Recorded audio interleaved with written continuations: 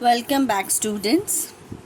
Today we are going to study the topic speech writing skills, which is of 3 marks in the board exam.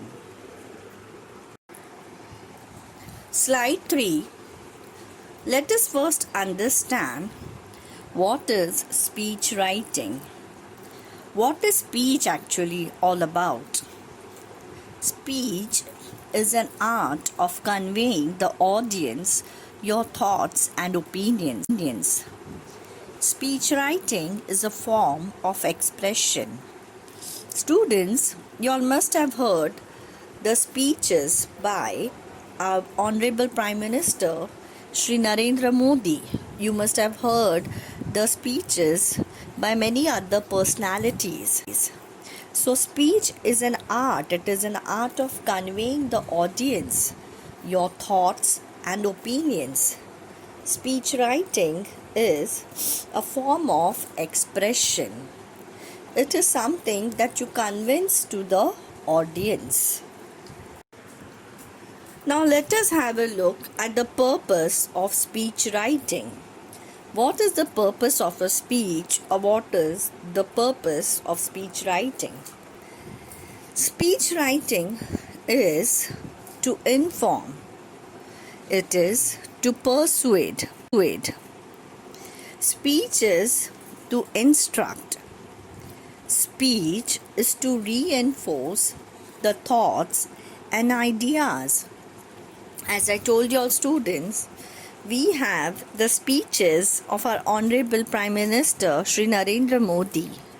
We have the speeches of leaders like Balasaheb Thackeray. We have the speeches of motivational speakers like Sadhguru. So, what is the purpose? It is the purpose of the speech of these personalities. It is always to inform, to persuade, to instruct, and to reinforce the thoughts and ideas. Slide 5. Now there are many types of speeches. The first one is informative. It gives us some information. The second type is demonstrative. It gives us a demonstration. It shows us something. The third type of speech is persuasive. It persuades us. Like for example, there was a persuasive speech by the Prime Minister to bang the vessels in honor of our doctors. So that was a persuasive speech. Some speeches are motivational. As I told you all, some are motivational speakers like Sadhguru, who give speeches to motivate us, who helps us in times of distress when we are stressed. So his speech distresses us. So it's a motivational speech. Then the last type of speech is debate. Debate is, it's a form of an argument. In some speeches we have debate in which we argue. Slide 6. Let's have a look at the features of speech writing. How do you write a speech? What are the features? The first point is welcome the audience. So whenever you begin writing the speech, you have to welcome the audience. The second point is introduce yourself. Your introduction is a must. The third point is use informal language that depends on context and audience. The fourth point is involve the audience. You should use personal pronouns. You should ask questions. Your speech should be interactive. The next point is mention celebrities and famous personalities. You have to give quotes, you have to give examples of famous celebrities or famous personalities. The last point is you have to mention facts and statistics. If required, you can give certain facts and statistics relating to your speech. Slide 7. Let's have a look at the format of a speech. What is the format?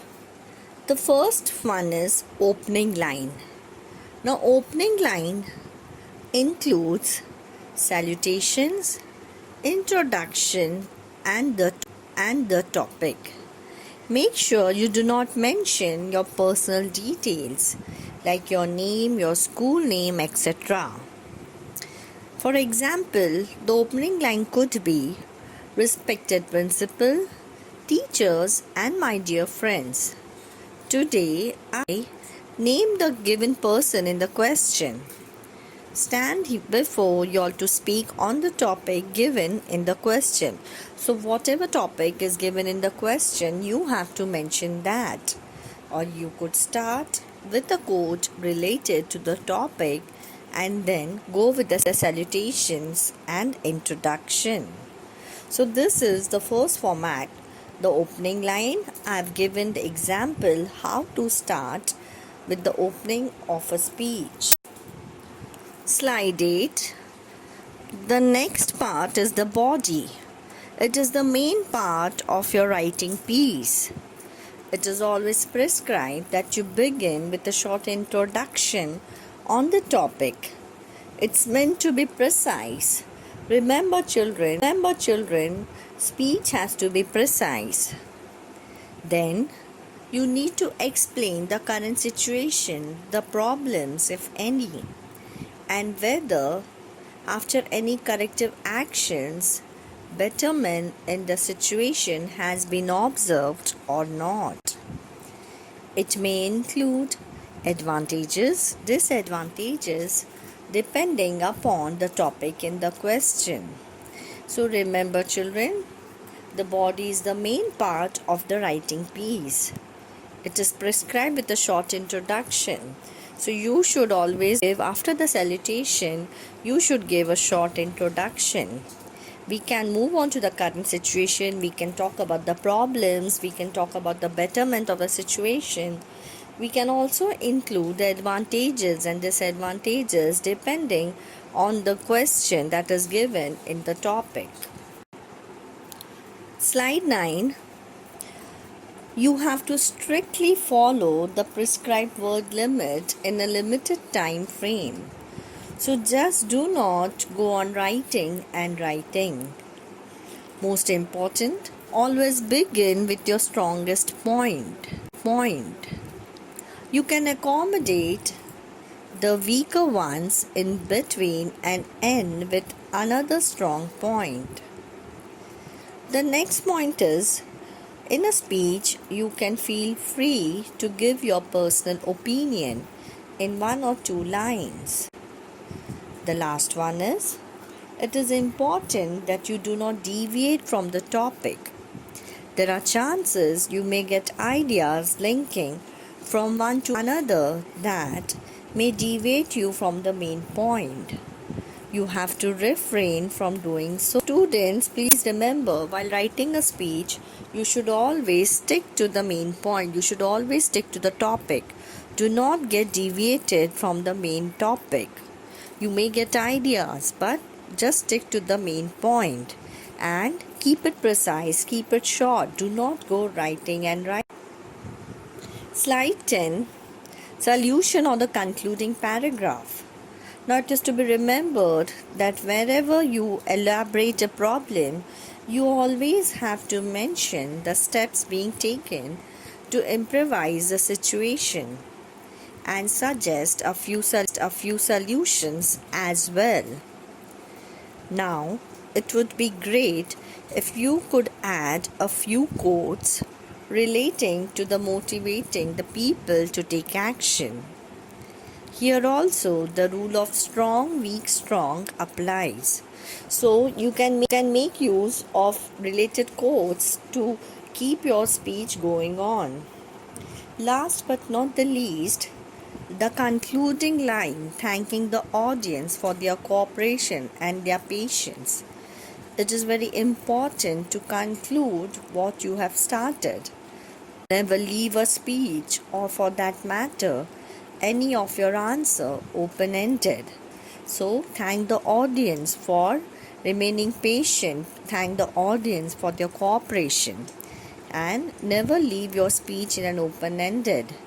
You have to conclude what you have started. Slide 11. Now here I have given an example of speech writing. The topic is science and superstition.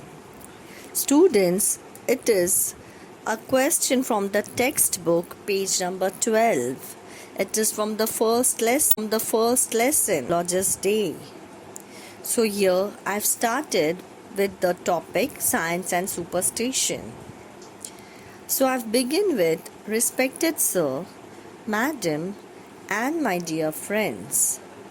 Today I have come here to give a speech on the topic of science and superstition. It is a common knowledge that science has made astonishing progress during the past few decades. The 19th century showed what a great future lay before science, and now the 20th century is witnessing the unfolding of that great future at a rapid pace. Science has changed almost every aspect of life, be it agriculture, industry, entertainment, medicine, surgery, education, or any other field. So I have started with the salutation. I have introduced the topic and I have given a small paragraph like an introduction. Slide 12. Science has made rapid progress in medicine and surgery as well. During the war, wonder drugs were produced and they were proving most helpful in treating the incurable diseases like tuberculosis, cancer, etc. Surgeons today can even replace the human heart, lungs, kidneys, and some other internal and external human and animal organs. So students, I have proceeded on this topic and I have highlighted the benefits of science. I have highlighted the positive aspects of science. Slide 13. Now I'm going to speak on the superstition part. As every coin has two sides, so even there is a different story as to the things which we believe in. As against this, superstitions are blind and irrational beliefs. People attribute their failures to these superstitions. For example, a man sets out on an important business and a black cat crosses his path, and if he fails in his mission, he will curse the black cat. Superstitions have no solid basis. They are the product of darkness and fade away before the light of knowledge. They are events connected with the whims of the people and other creations of whimsical minds. So here I have given an example of a superstition. This is a very common example, that of a black cat crossing the path, and we blame the cat. We think that it is a bad omen. It will bring us bad luck. So it has no solid basis. It is just a superstition, and the product of darkness will fade away before the knowledge. So these are just events connected to the whims of the people. Superstitions is nothing but just it's a creation of whimsical mind. Slide 14. India needs special thinking, as the superstitions are deep-rooted among the illiterate masses. A study of science and its method is absolutely necessary to combat the superstitions. a scientific minded person does not have any faith in silly superstitions. He does not see any logical connection between the events and the cat crossings, an owl hooting, or the dog's howls. My dear friends, let me conclude by saying that education plays an important role to dispel the false belief in superstitions.